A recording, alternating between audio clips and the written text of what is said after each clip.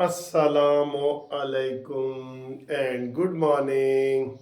दोस्तों कैसे हो? खैरियत है? ठीक ठाक है? अल्लाह ताला आपको खुश रखे।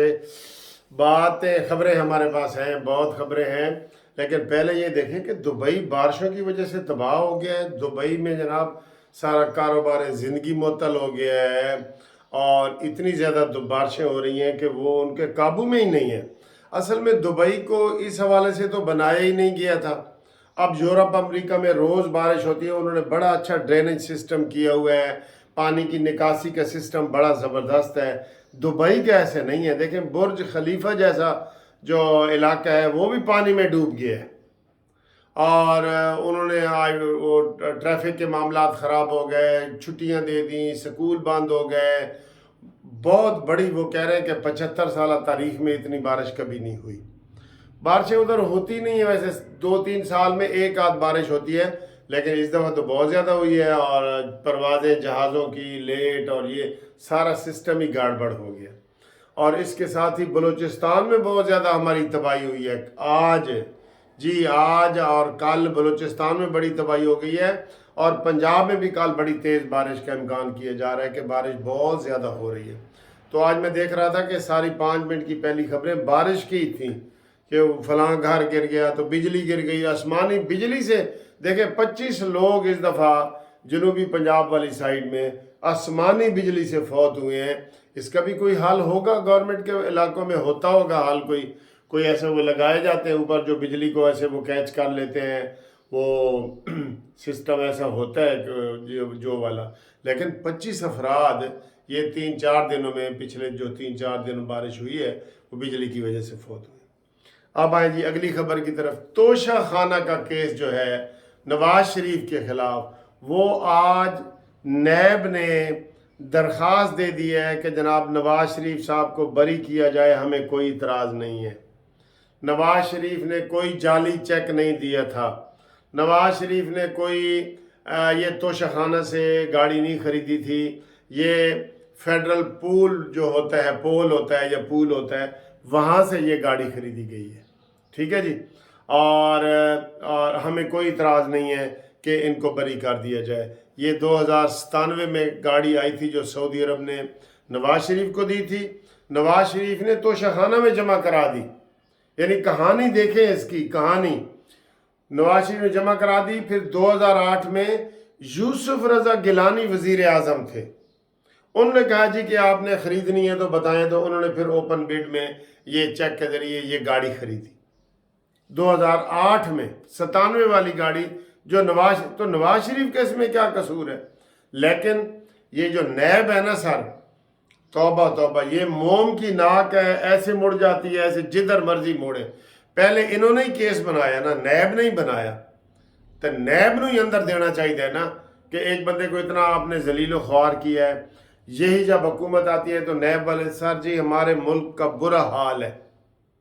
आप देख लें कितने अरसे से ये केस चल रहा है जी नवाज शरीफ वाला, ये नैब ने बनाया है और आज नैब कह रही है कि जी वो केस ख़त्म कर दें, हमें कोई इतराज़ नहीं है। ये चीज़ें नहीं होनी चाहिए, ये चीज़ें नहीं होनी चाहिए, लेकिन ये होती हैं, हमेशा होती हैं। आज इमरान अंदर है, कल बाहर आएगा, हुकूमत में आए, खुदा न खास्ता, मिसाल गलत दे रहा हूँ, कभी भी ना आए, अल्लाह ना करे कभी आए, क्योंकि उसने तो तबाहियाँ मचाई हैं। वो ये नहीं है कि नवाज शरीफ आए, जरदारी आए, तो वो ये वाला नहीं है। वो तो बहुत बड़ा गैंगस्टर और डॉन है ना, उसको तो हुकूमत में नहीं आना चाहिए किसी सूरत भी। तो नए फिर ये सारी ऐसे फिर जाती है, पुलिस फिर जाती है, सारे इदारे ऐसे हो जाते हैं, कोई अपने पाँव पे नहीं खड़ा होता, होने ही नहीं देते। शौकत अजीज सिद्दीकी को उन्होंने अपने पाँव पे खड़ा होने दिए, उन्होंने कहा जा छुट्टी, 5 मिनट में साकिब नासूर ने उसको फारिग कर दिया। तो मेरा ख्याल है इसलिए फिर लोग असूल के ऊपर खड़े ही नहीं होते कि असूल वाला जो है वो जलील ख्वार हो जाता है, इसलिए वो कहते हैं जी कि ठीक है चलो तुम उधर हवा हो जिधर की। ये वाला माहौल बना हुआ है हर जगह। बहरहाल अभी थोड़ी देर तक खबर आ जाएगी कि नवाज शरीफ साहब को तोशाखाना केस में बरी कर दिया। अगली खबर जी, 3 एयरपोर्ट लाहौर, इस्लामाबाद, कराची, ये जनाब हम ठेके पे दे रहे हैं, रिलीज़ पे दे रहे हैं। सारी बातचीत हो गई है, PIA की भी हो गई है। और ये जो इतना सऊदी अरब का आज फिर एक वफद आया है, वो दिफा के हवाले से वज़ीर दिफा हैं उनके, पहले उनके वज़ीर ख़ारजा आए थे, तो सऊदी इधर पूरा वो कर रहा है। वो सऊदी अरब वाले कह रहे हैं कि हम आपकी हेल्प कर रहे हैं, जबकि ये ट्रेड है वो सारे चीज़ें ठेके पे ले रहे हैं। एयरपोर्ट सारे उनके पास है।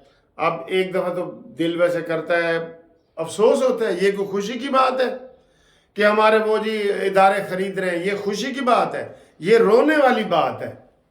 लेकिन अब हम क्या करें, नहीं संभाला जाता, एक बंदे से नहीं उससे इलाका संभाला जा रहा, उसको कुछ नहीं हो रहा, सारी चीज़ें आहिस्ता आहिस्ता जो है ना वो ठेके पे होती जाएंगी। इसलिए कभी कभी मैं गुस्से में देता हूँ कि पूरा पाकिस्तान ही चीन को आप लीज पे दे दें, जैसे हांगकांग दिया था ना, दे दें 50 साल की लीज पे, वो खुद सारी इनकम खाएं, खुद इधर इदारे ठीक करें, सब ठीक करके जाएंगे वो। चीन में भी ऐसे ही लोगों को इज्तिमाई फांसियां दी गई हैं और सारा कुछ हुआ है, तो वो सिलसिला ऐसे ठीक हुआ है।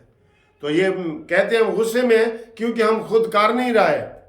अब जो ये इदारे हम दे रहे हैं, सारे बड़े बड़े इदारे, आपको पता लगेगा, ये जो जश्न मना रहे हैं वो कहेंगे सारे साढ़े तो बाद है, ये फिर और नई मुसीबत बन जाएगी हमारे लिए बस। लेकिन क्या करें, मजबूरी है, बिल्कुल मजबूरी है। अच्छा जी, ये है। इसके अलावा इमरान खान के जितने आज केस लगे हुए थे, वो जज ने जनाब कहा है कि मेरे खिलाफ पंजाब हुकूमत ने रेफरेंस दायर कर दी है, मैं हूँ थोड़े कोई केस नहीं सुनता। वो तो शेख रशीद, शीरी मज़ारी और उनके केस थे, वो भी नहीं सुने। और दूसरे सिपरा साहब जो हैं, जिसमें इमरान खान के और बुशरा बीबी के केस लगे हुए थे, वो भी नहीं सुने गए। वो आज जज साहब शायद छुट्टी पे हैं। और जो दूसरे जज हैं एजाज साहब, उन्होंने कहा जी कि मेरे खिलाफ चूँकि रेफरेंस आ गया, अब मैं ये केस नहीं सुनता। तो आज 9 मई वाले केस भी लगे थे, उनमें भी डेट हो गई है, और जो दूसरे लगे हुए थे डेट हो गई है। और आखिर में आपको बताएं कि अमीन गंडापुरी ने मौलाना फजल रहमान की बड़ी बेइज्जती की है, बड़ी बेइज्जती की है मौलाना फजल रहमान को। उन्होंने कहा जी कि मौलाना फजल रहमान के पास एक वोट भी नहीं है, ये ऐसे बेकार की बातें करते हैं, बढ़ के मारते हैं, इनके पास कोई वोट नहीं है, अपने हलके में वोट इनके पास नहीं है। ज़बरदस्ती गन पॉइंट पे लोगों को शामिल करवाया गया था जब PTM की हुकूमत थी। और उन्होंने मौलाना फजल रहमान के ख़िलाफ़ बड़ी सख्त बयानबाजी की है। और उन्होंने यही कहा होगा ना कि ये जो तहरीक मौलाना फजल रहमान के जहन में है कि KPK में वो धांधली के ख़िलाफ़ चलाएंगे, तो वो इनडायरेक्ट उन्होंने यही इशारा दिया है कि आप इधर आएंगे तो मैं आपको देख लूँगा, मैं आपको देख लूँगा। वो तो सच्ची ज़बान ही गुंडागर्दी वाली बोलते हैं ना। वो ये नहीं कहते कि जाओ एप्लीकेशन दो DC को और इजाज़त लो, जलसे की इजाज़त लो। वो कहते हैं तुम करके दिखाओ, हम तुम्हें निपट लेंगे। वो इस तरह की ज़बान होती है ये PTI की सबकी यही ज़बान है। इमरान ने कहा हुआ है कि आप अग्रेसिव होकर रहें, आप ऐसे यहीं वो लफ्ज़ है, ये वलीद इकबाल सेनेटर का है, यहीं का याद आ गया मुझे, कि आप यहीं नहीं करना, आपने अग्रेसिव होके ऊपर रहना है। तो ये मौलाना फजल रहमान साहब के हवाले से उन्होंने बातें की हैं। बाकी जनाब अली इंशाल्लाह हम आपको अपडेट करते रहेंगे। आप हमारे साथ राब्ते में हैं 030047255752।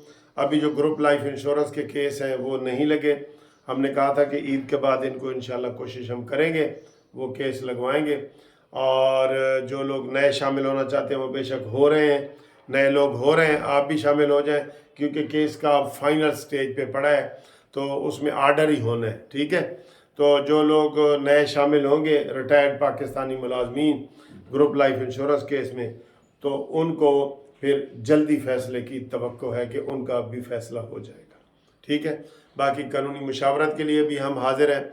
उसके लिए मैं आपको हमेशा कहता हूँ, जब भी आपने कोई मुझसे बात पूछनी हो, करनी हो, तो व्हाट्सएप पे रब्ता कायम करें। और वो नंबर हमेशा मैं देता हूँ 030047255752 पे।